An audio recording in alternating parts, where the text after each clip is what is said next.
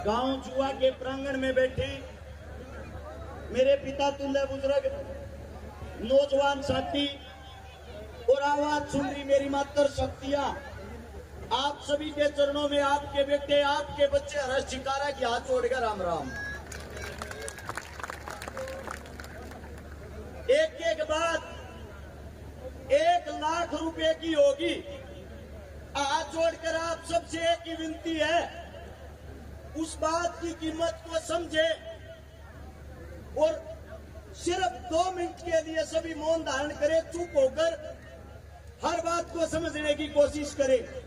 आज 28 सितंबर शनिवार का दिन, जिस दिन शहीद आजम भगत सिंह जी ने जन्म लिया था, 28 सितंबर 1907 को, उस दिन भी शनिवार ही था।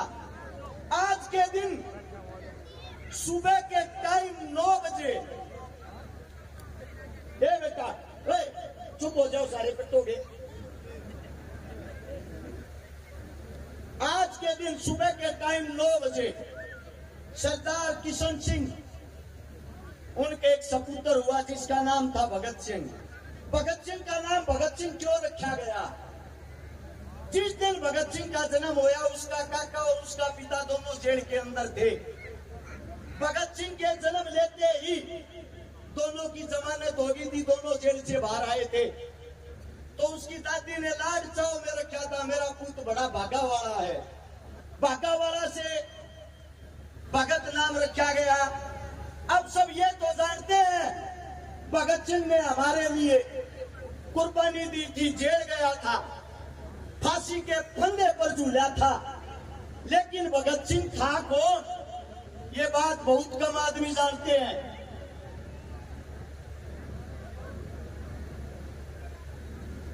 सबसे बड़ी चीज, शहीद आजम भगत सिंह, उनके काका, दोनों के दोनों उनके पिता, तीनों के तीनों क्रांतिकारी, उनके दादा अर्जुन सिंह क्रांतिकारी।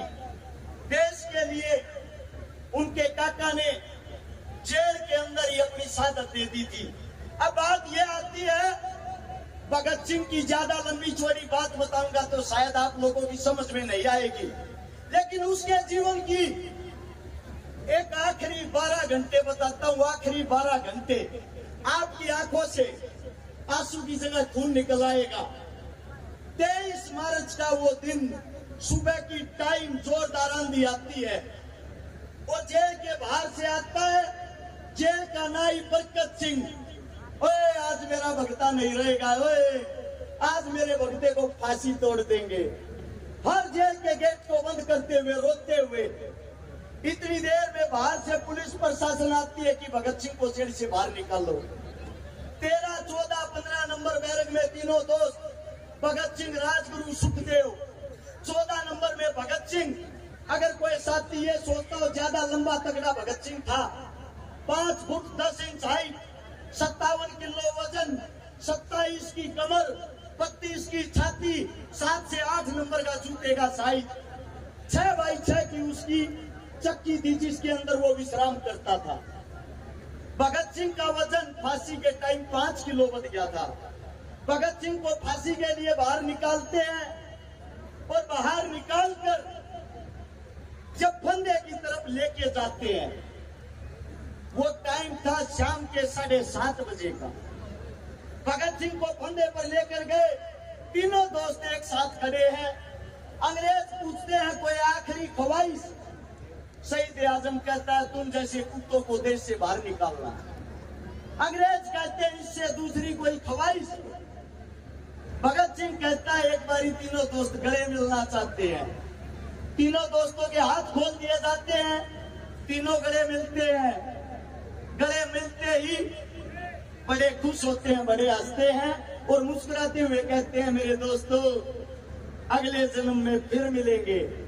तीनों फांसी के फंदे को चूमते हैं और तीनों जब फांसी के फंदे को चूमते हैं, 7:30 से लेकर 7:33 पर उनको फांसी तोड़ दिया जाता है। फांसी तोड़ने के बाद तीनों को जब नीचे उतारा गया उसके बाहर जो आवाम थी, जो जनता थी, वो दिल मिला रही थी, वो रो रही थी। उस जनता की संख्या 1 लाख से ज्यादा थी। अब यहीं से एक बात सोचना, वही लाहौर जेल है, उस जेल के अंदर जहां मैं खड़ा हूं, यहाँ भगत सिंह फांसी तोड़ा गया है, और उस जेल के चारों तरफ ये जो जनता यहाँ बैठी है, ऐसे ही जेल को घेरे हुए 2 लाख से ज्यादा आदमी थे। अगर एक आदमी एक ईंट को उठाता, जेल नाम की वहां चीज नहीं बचती।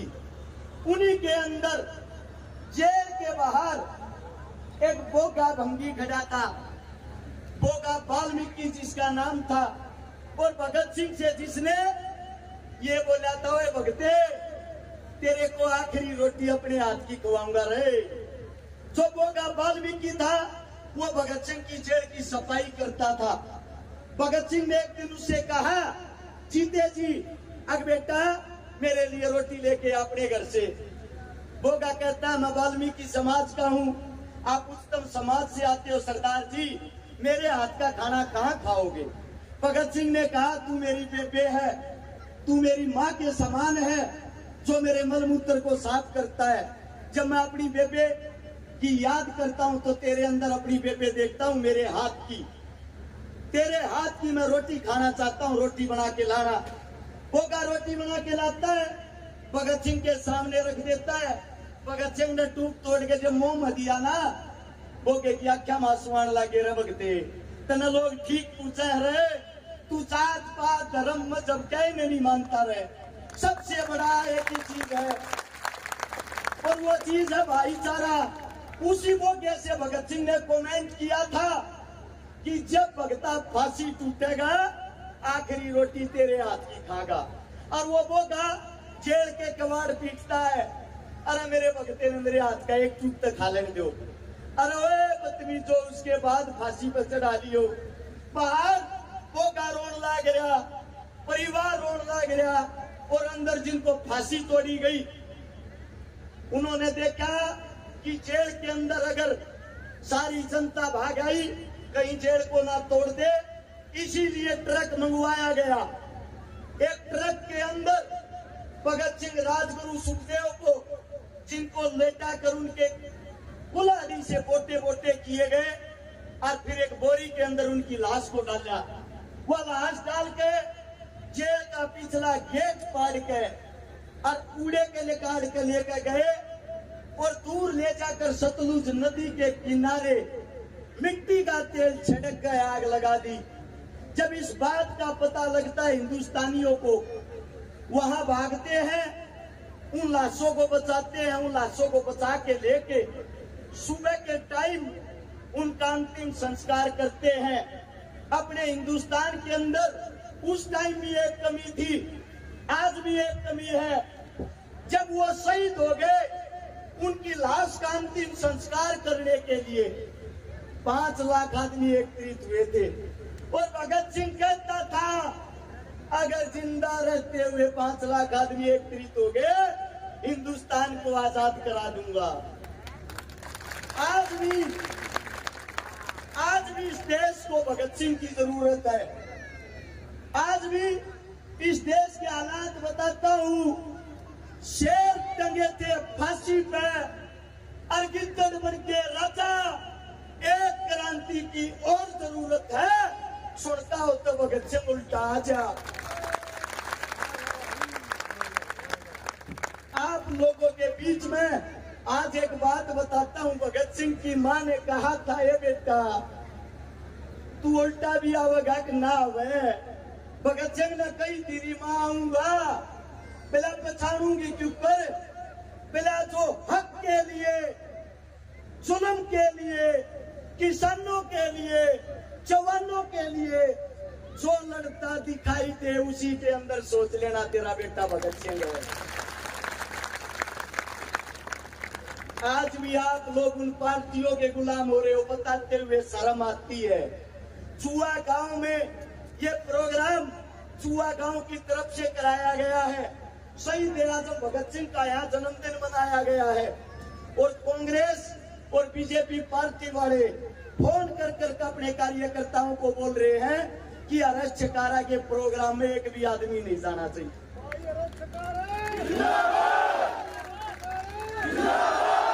आप लोगों के बीच में एक का बात कहने लग रहा हूं, एक का बात इसको समझने की कोशिश करना। थारा छोरा भगत सिंह ने दोबारा जिंदा करना चाहा है, वह लड़ाई दोबारा लड़ना चाहा है। एक हफ्ता अपने बालक का साथ दे दो, 1000 भगत सिंह बना दूंगा, गारंटी है।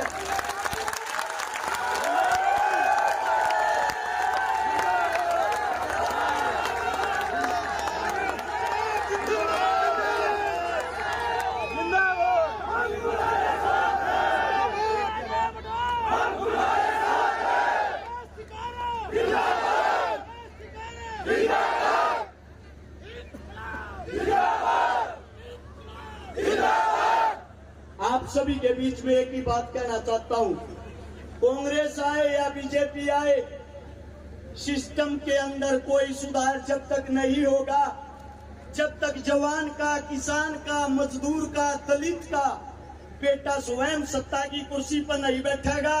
एक बात आप लोगों के बीच में कहता हूं, जय की बार हमने गवाना जीत लिया, अगली बार सारे गरीबा के बड़का में कुर्सियां पर बैठाऊंगा और हरियाणा जीत कर दिखाऊंगे।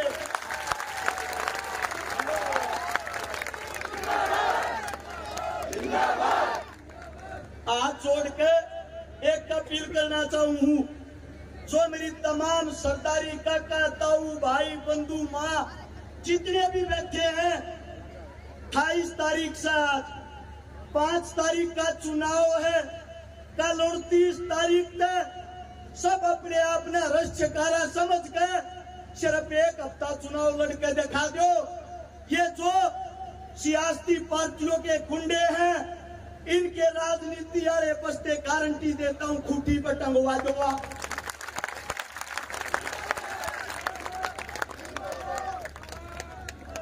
तारा बेटा हाथ जोड़कर धरते एक विनती करने लग रहा है, जो लड़ाई शहीद आजम भगत सिंह, राजगुरु सुखदेव, चंद्रशेखर आजाद जी आधी अधूरी छोड़ कर गए थे, 8 तारीख को अगर तुम्हारा बच्चा विजयी घोषित हुआ, 9 तारीख तो वह लड़ाई दोबारा शुरू कर जाएंगे।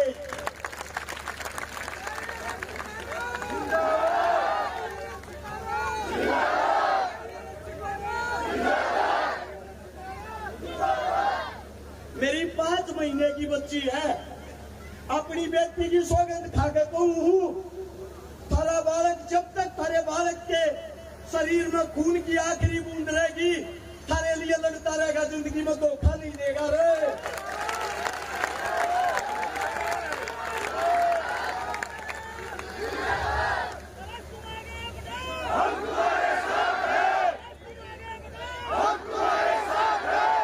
तारा बालक पैसे तब होता हो सका है, लड़ाई चलते किसी नेता मंत्री तब होता नहीं से, तम गैर खड़े हो लो, सारे नेता मंत्री की कड़कड़े का कार्य दूंगा, गारंटी है।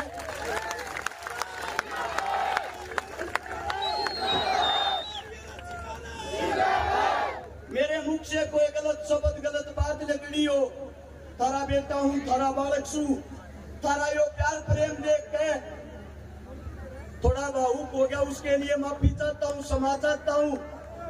जो जहां बैठे हैं न्यू के न्यू बैठे रहियो, 20 मिनट का प्रोग्राम रह गया, सिर्फ 4 हरियाणवी कलाकार रह गए, तम ना अपने बच्चे की कसम लाकर को कीते तभी नहीं हल्लेगा ना, न्यू मानेंगे चुआ गांव में गए थे, हमारे सम्मान नहीं मिला।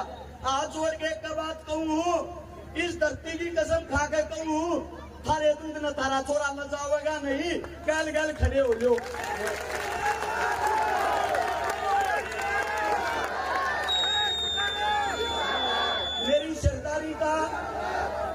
मेरी सरदारी का धन्यवाद है, और एक आवाज एक साथ ऊपर बैठे भगत सिंह ने सुननी चाहिए, जो उनके आखिरी शब्द थे, इंकलाब जिंदाबाद। मैं बोलूंगा इंकलाब, और आप सब एक साथ बोलोगे जिंदाबाद। तैयार हो? इंकलाब, इंकलाब। धन्यवाद आप सबका।